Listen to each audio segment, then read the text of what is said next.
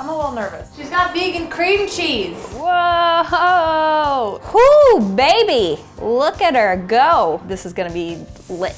Hey, what's up everybody? It's your girl Merle. Hello, I'm Rachel. Today we're gonna be making vegan mac and cheese at 2 different price points. We're gonna have a $3 mac and cheese and a $32 mac and cheese. So last time we made a vegan lasagna and I ended up getting the cheap budget. And she won. This time we're gonna flip a coin again. We're gonna see who gets which budget.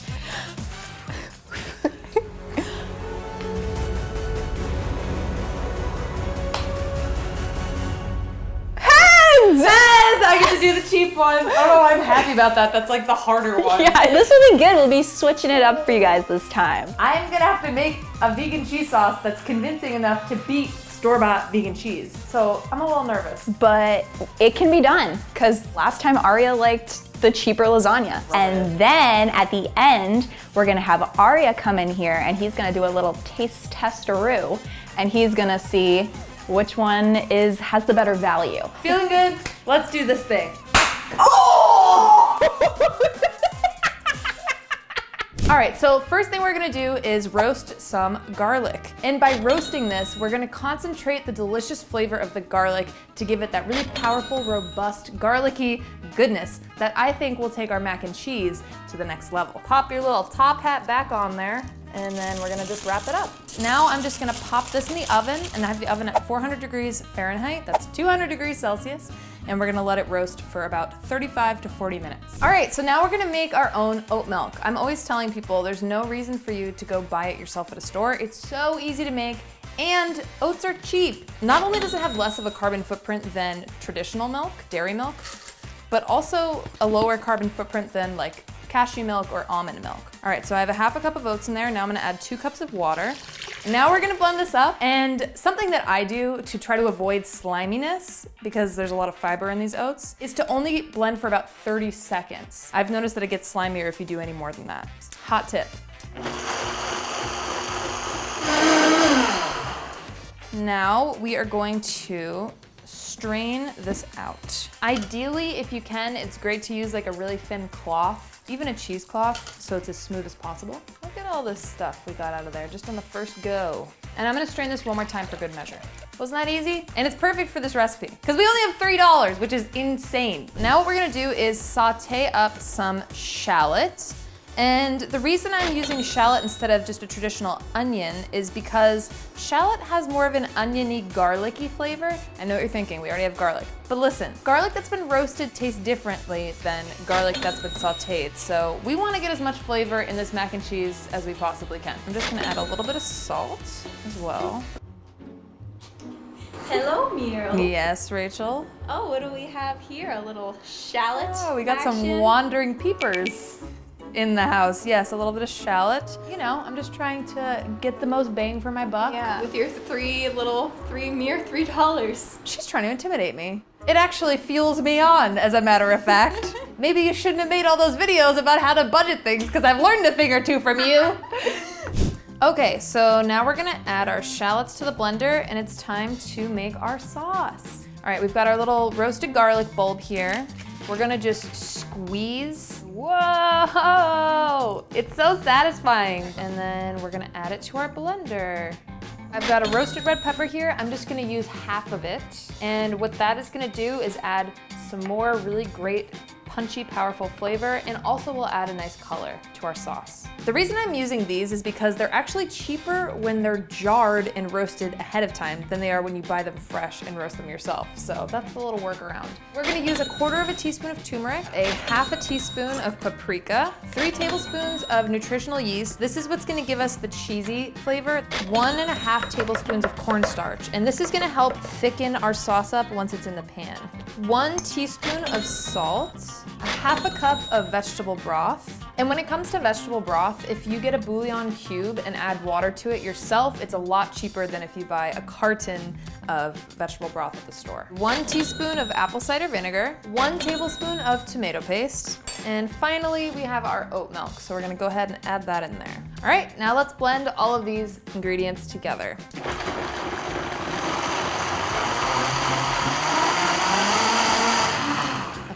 Woo! wow, there is a conversation going on in there. I interrupted. It smells like I'm gonna win. Oh, I hear you chuckling over there. Have a sniff.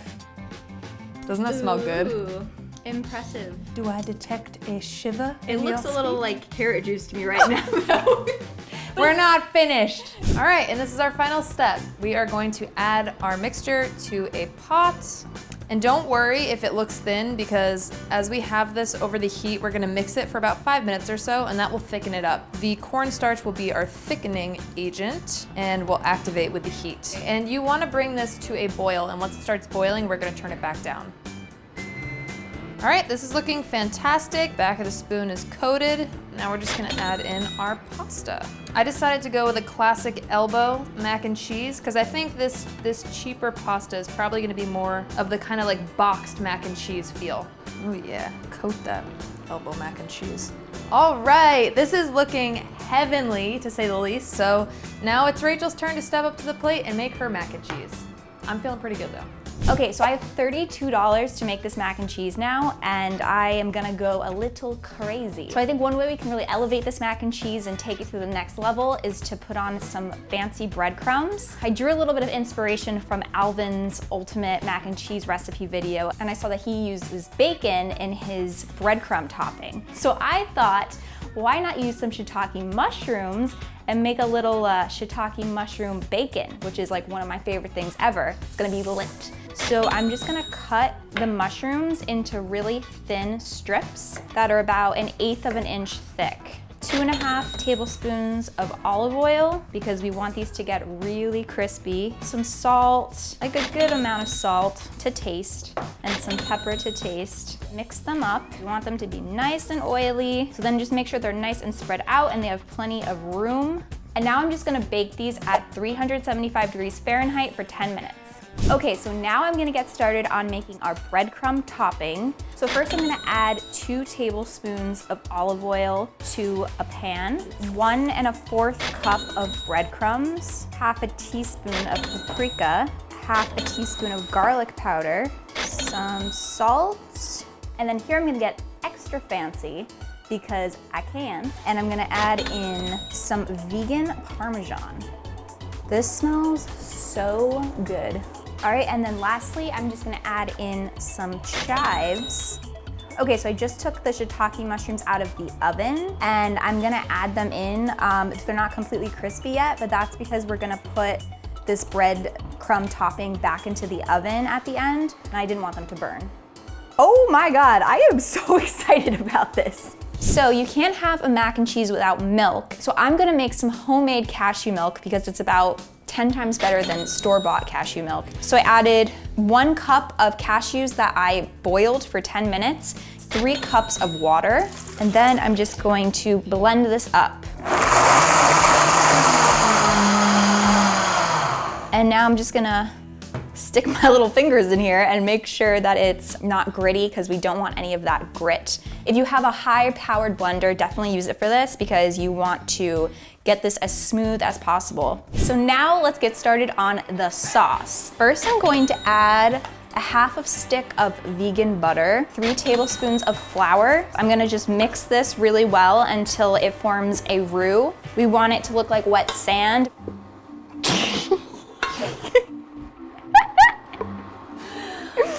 Hello. What you doing there, Richie? Oh, you know, just making a little roux. Yes, because some of us have vegan butter in our arsenals today. Yes, I guess we do, don't we? You know what, Rachel? I'm not threatened. I don't need a roux. I'm scared. She's got the cheddar shreds. She's got the smoked Gouda slices. She's got vegan cream cheese. But I'm actually really excited to try yours when you're done. Okay, so our roux is looking nice and toasty. I'm gonna add in our homemade cashew milk and give this a little stir. And now we're gonna add our seasonings. A whole teaspoon of salt, 1/2 teaspoon of black pepper, 2 whole teaspoons of garlic powder, 1 teaspoon of onion powder, 1/8 teaspoon of cayenne to give it a little pizzazz. For once in my life, I don't have to rely on just nutritional yeast for a cheesy flavor, but we're still gonna put some in for good measure. but only 2 tablespoons. Give this a stir. Okay, now for the fun part, we are gonna add some daia vegan cheddar shreds. I highly recommend using daia because it melts really well. And then I'm also going to add in this special ingredient of vegan cream cheese. I'm just gonna mix this all together. Whoo, baby, look at her go. So now I'm gonna go ahead and stir in my noodles. Okay, so now I'm gonna spoon half of the mac and cheese into this cast iron. Oh my God, this looks so good. I'm gonna take some Gouda slices. I love Gouda cheese. So I did 6 slices of Gouda cheese in the middle so we can have a little cheesy surprise. And then I'm going to top it with the rest of the mac and cheese. Oh God, I'm so happy I can afford cheesy surprises. Oh, baby. But wait, there's still more. Because now I'm gonna top this with the rest of our cheddar shredded cheese, just for good measure. And now I'm gonna bake this for 15 minutes at 375, just so we can get all of the cheese melted. Okay, we just took the mac and cheese out of the oven. The cheese looks nice and melted now. I'm gonna add on the breadcrumbs. So we're just gonna bake this again for 5 more minutes to toast the breadcrumbs and finish cooking the mushroom bacon, and it should be perfect.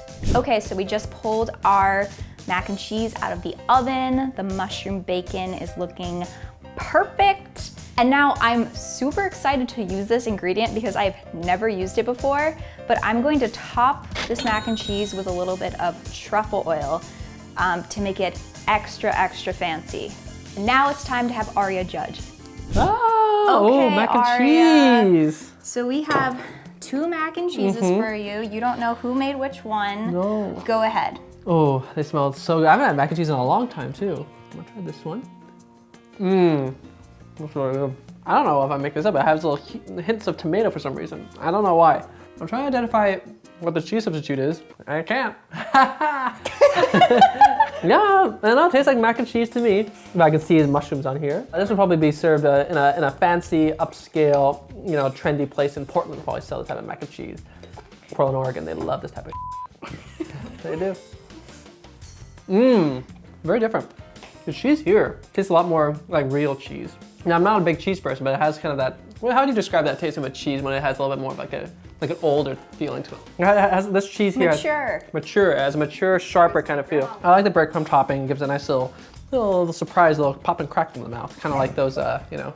Snap, crackle, pop. Yeah, yes. Oh, Pop Rocks. Pop rocks. Pop. Yes, pop rocks for pop pop. And the mushroom garnish is very lovely. I like a little bit of a garnish. I don't know, maybe that's what's coming through it, but there's more of a mushroom in this element in this. Okay, so now I'm gonna tell you what the prices were for each one, and then you have to pick which one's the best value. This mac and cheese cost $3 for the whole thing of mac and cheese. That's impressive. By the way, That's very not impressive. The bowl. And this one was $32. So okay, so I'm picking based on the value, right? The value, all of those things. Because I will say I like the taste of this one better than this one. However, $32 is a hefty price. $3 is very impressive for that. The thing is, I don't usually normally have mac and cheese, so I'm gonna go with what I would pick if I was gonna have mac and cheese once in a while. I'm nervous. Scared. So I will pick, I'll pick this one. Oh my God! Damn it, will you ever pick mine? I wanted the fancy one. I really didn't think I was gonna win this time. I'm serious. I just figured, you know, like if I'm gonna have mac and cheese once in a while, may as well go for a fancy Why one. didn't you apply that to the lasagna last time? You liked it better. No, and he said the other one tasted more like lasagna. I'm a man of class. Oh, there's also truffle in this.